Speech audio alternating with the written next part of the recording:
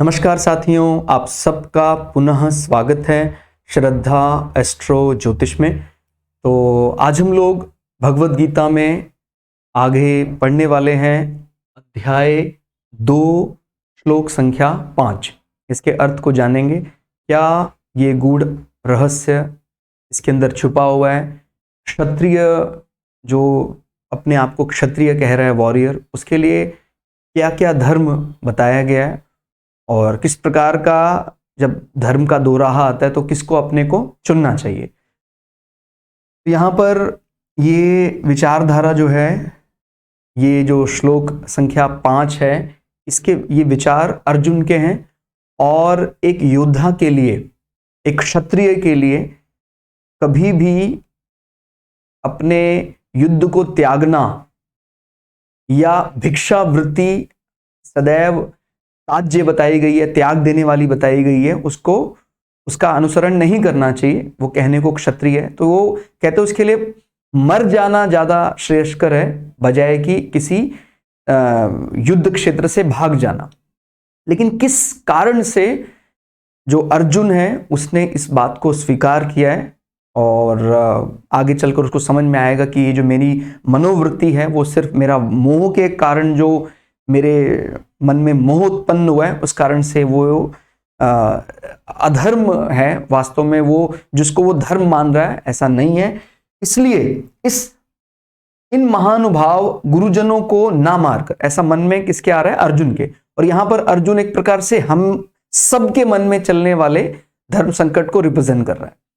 ऐसे हमारे मन में भी स्वाभाविक कभी कभी आता है कि भाई जिसने हमको शिक्षा दी है, जो हमारे पिता के पिता हैं, अगर वो कभी सामने हमारे आ जाते हैं तो क्या उनसे धर्म युद्ध करना चाहिए या वहां हमें अपने क्षत्रिय धर्म का पालन नहीं करना चाहिए? गुरुजनों को ना मारकर मैं इस लोक में भिक्षा का अन्न भी खाना कल्याण कारक समझता। माने उनको मारने की अपेक्षा, देखिए क्षत्रिय के लिए यह भी बहुत बड़ा कह सकते हैं एक प्रकार का अधर्म हो जाएगा, या आपने क्षत्रिय धर्म का पालन ही आपने नहीं किया कि आपको कोई युद्ध क्षेत्र में आप खड़े हैं तो आपको दोष लग रहा है। तो अर्जुन क्या बोल रहा है कि भाई मैं वो दोष अब सहने को तैयार हूं। मेरे सामने अगर मेरे पितामह और गुरुजन है तो मैं वो क्षत्रिय धर्म की जो मुख्य परिभाषा है, वो परिभाषा अगर बिगड़ती है बिगड़ जाए, मैं ऐसा करने वाला नहीं हूं। और उसने ये भी बात रखी है कि क्योंकि गुरुजनों को मारकर, मतलब उसने एक प्रकार से उसको आगे एक्सप्लेन भी किया है कि क्यों ऐसा करना मैं ठीक समझ रहा हूं कि क्षत्रिय धर्म का पालन मैं अभी नहीं कर रहा हूं। तो कारण क्या कह रहे हैं कि गुरुजनों को मारकर भी इस लोक में रुधिर से सने हुए अर्थ और काम रूप भोगों को मैं नहीं भोगूंगा।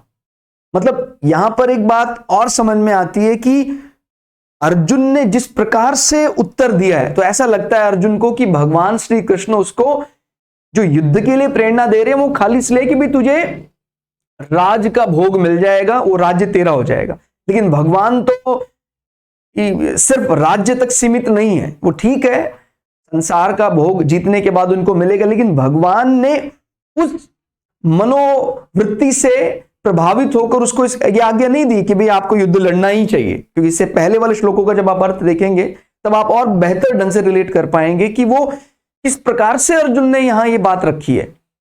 अर्जुन की ये बात अंतिम ऐसा बताती है कि जैसे उसको लग रहा है कि भगवान राज्य को तवज्जो देकर, राज्य को इंपॉर्टेंस देकर, राज्य को मुख्य रूप से कि भाई राज्य सुख तुझे मिल जाएगा तो अभी युद्ध जीतना चाहिए।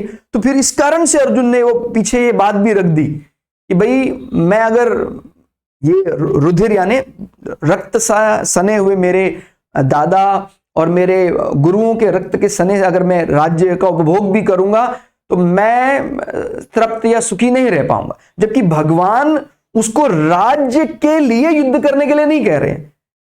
धर्म जो है हमारा वो किसी प्रलोभन से वो इनिशिएट नहीं होता है, उसको उससे प्रभावित नहीं होना चाहिए। जबकि अर्जुन के मन में ऐसा लग रहा है कि शायद भगवान ने आज्ञा दी है तो वो युद्ध में जीतने के बाद राज्य मिल जाएगा, इस प्रकार की भावना है। जबकि आगे उसको अच्छे से भगवान समझा देंगे कि भाई तेरी जो मनोवृत्ति चल रही है, और वो फिर आगे एक के बाद एक दोष उत्पन्न करते रहते हैं। जब भी कभी हम किसी भावना से ग्रसित हो जाते हैं तो फिर धर्म को सोचने में हम नाकामयाब हो जाएंगे, हम उसको सोच ही नहीं पाएंगे। अब हमें लग रहा है कि भाई ये तो, इसमें क्या कमी आ गई है। वो तो सिर्फ अपने गुरुओं के लिए आदर ही व्यक्त कर रहा है। आदर व्यक्त करना अलग बात है, लेकिन उस आदर के कारण उनकी ही आज्ञा की अवहेलना कर देना ये एक अलग बात है। स्वयं कभी द्रोणाचार्य ने भी ऐसा नहीं किया, और उसके तो दादा माने पितामह, भीष्म पितामह ने भी स्वयं कभी ऐसा नहीं किया और ना कहा। अगर हम भीष्म पितामह के बारे में भी जानते तो उन्होंने भी स्वयं सामने जब गुरु आए तो गुरु को प्रणाम भी किया और उनसे युद्ध भी किया। तो अर्जुन वो बात भी अभी किसी मोहवश, किसी कारणवश नहीं समझ पा रहे हैं, और उसको लग रहा है कि मेरा उनके प्रति युद्ध करना ये बैर को बताता है। वो बैर नहीं है। ध्यान रखिए, सामने वाला अगर अपने धर्म का पालन कर रहा है तो आपका धर्म क्या है उस समय? आपका क्या धर्म है कि आपको जो अधर्मी व्यक्ति है, जो दुर्योधन है, उसके ध्वज तले जो जो युद्ध कर रहा है, आपको उसका विरोध करना ही होगा। आपको अगर वो सामने अड़ता है तो उसके खिलाफ हथियार उठाने ही पड़ेंगे। वो स्वयं उसके गुरुओं की भी इस प्रकार की आज्ञा है, लेकिन अभी वो मोहवश उस आज्ञा का पालन नहीं कर रहा है और नए नए कुतर्क यहां प्रस्तुत कर रहा है, जो सामान्य जन यानी हम जैसे व्यक्तियों को ऐसा लगता है यार बात वो सही कर रहा है कि भाई हम अपने अगर कभी गुरुओं सामने आ जाए तो उनके सामने हथियार थोड़ी उठाएंगे। लेकिन जब भगवत गीता को आगे पढ़ेंगे तब समझ में आएगा कि वो जिस प्रकार से यहां व्यक्त कर रहा है कि मैं तो क्षत्रिय धर्म का भी त्याग करने के लिए तैयार हूं, मैं उस रुधिर से सने हुए राज्य को नहीं लेना चाहता, लेकिन हमारी मनोवृत्ति राज्य नहीं है। ये यहां समझने वाली चीज है।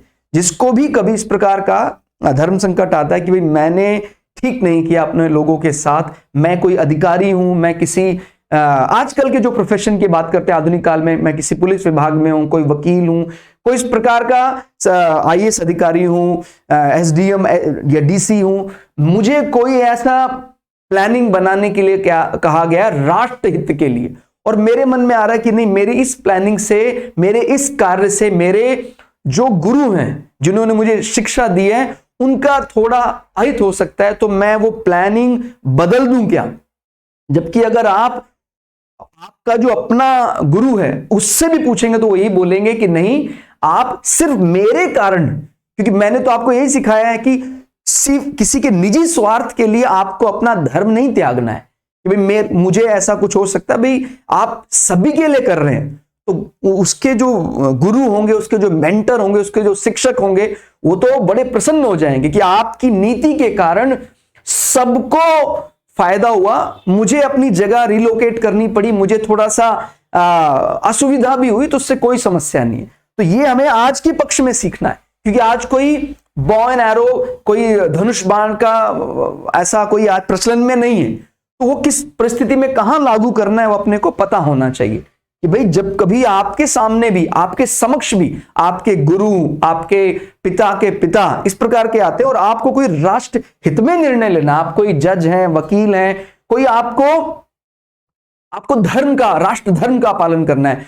तो आपके मन में आएगा कि मैंने राष्ट्र धर्म तो पालन किया लेकिन मैंने अपने गुरु का अनादर किया तो मुझे नरक में जाना होगा। ऐसा मन में अगर आपके आता है तो आप अध्याय 2 के श्लोक संख्या 5 को देखें, आपको समझ में आ जाएगा। जब आगे भगवान श्री कृष्ण उसको अच्छे से एक्सप्लेन करेंगे तो आपके मन में इस प्रकार का कोई भी ग्लानि है अगर, तो ग्लानि पूरी तरह से मिट जाएगी। क्या है ऐसा जो भगवत गीता जिसका उत्तर नहीं दे सकती है? इसलिए जो भी व्यक्ति इस प्रकार के विचारों में फंसा हुआ है, कई लोग कहते हैं कि सर हम अपने ज्योतिष को पढ़ रहे हैं पैरेलली, और या हम नहीं भी पढ़ रहे हैं, हम बड़े बेचैन रहते हैं, हमें एंजाइटी हो जाता है, हमें डिप्रेशन हो जाता है, तो क्या करें? यही करने वाली चीज है। आप जो भी काम लौकिक सुख के लिए कर रहे हैं उसके अतिरिक्त आप पारलौकिक सुख के लिए सिर्फ इतना भी कर लेंगे तो काफी है।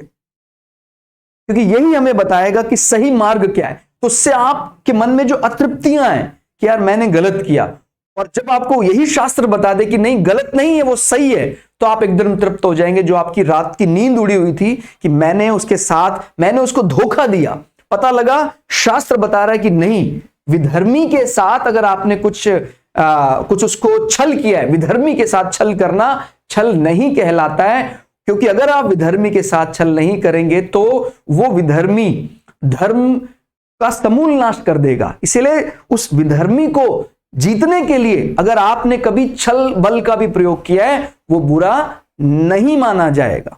भाई ऐसा करते ही है कि भाई जब कभी भी किसी डाकुओं पर हमें कोई ऐसी पुलिस की रेड लगानी है, तो अब ये थोड़ी हम सबके सामने आ जाओ इस प्रकार की बात थोड़ी करते। अगर हमें गुप्त रूप से भी वहां छापा मारना है, हमें उस आतताई को पीठ पर भी बुलेट फायर करना है, तो बिल्कुल परिस्थिति अनुसार ऐसा किया जाता है और उसको कोई दोष नहीं लगता उसको, चाहे शास्त्रीय दृष्टि से देखें और चाहे हम अपने संवैधानिक दृष्टि से भी देखें कि अगर कोई ऐसा बचाव पक्ष यानी कोई खूंखार लोग हैं, उनको उनके आतंक से अपने देश को मुक्त करने के लिए उनका कभी ऐसा एनकाउंटर करना पड़ता है, तो उसका ना तो शास्त्र में कोई ऐसा कोई पाप मिलता है और ना ही हमारा संवैधानिक दृष्टि से भी, क्योंकि संविधान भी कहीं ना कहीं उसका भी मूल धर्म से ही निकलता है। अगर आप कॉन्स्टिट्यूशन के बारे में भी पढ़ेंगे, वहां से भी समझ में आता है कि वो भी हमारी जिस प्रकार की दंड संहिताएं हैं, शास्त्रीय प्रमाणों के साथ वो देखा जाता है। तो इस प्रकार के धर्म संकट, धर्म के दो राहों से बचने का सबसे सरल तरीका है हम भगवद गीता के श्लोकों का सरल अर्थ समझें।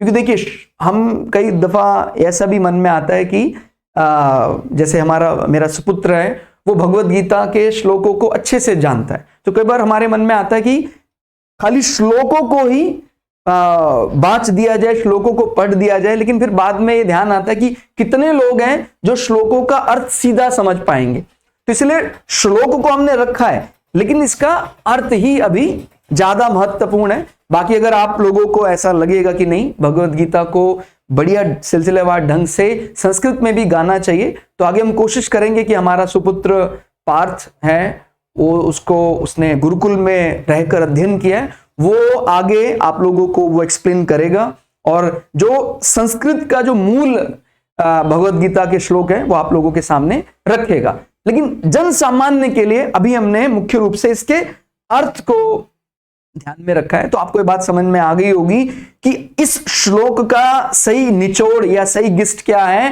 कि एक क्षत्रिय को कभी भी वॉर फील्ड से अपना हथियार नहीं त्यागना चाहिए। लेकिन वो क्या बोल रहा है कि मैं तो अभी भीख मांगने के लिए भी तैयार हूं।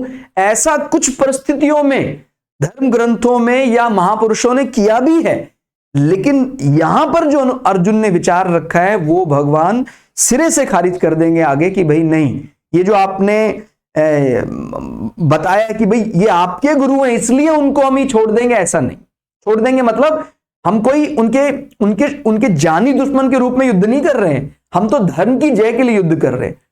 तो उसी से समझ में आता है कि हम धर्म का पालन कर रहे हैं कि नहीं कर रहे। वो भगवान कृष्ण आगे यही बोलेंगे कि तू युद्ध कर, उस फल में लिप्त क्यों होता है, तू क्यों समझ रहा है कि मैं उनकी प्राण लेने के लिए युद्ध कर रहा हूं।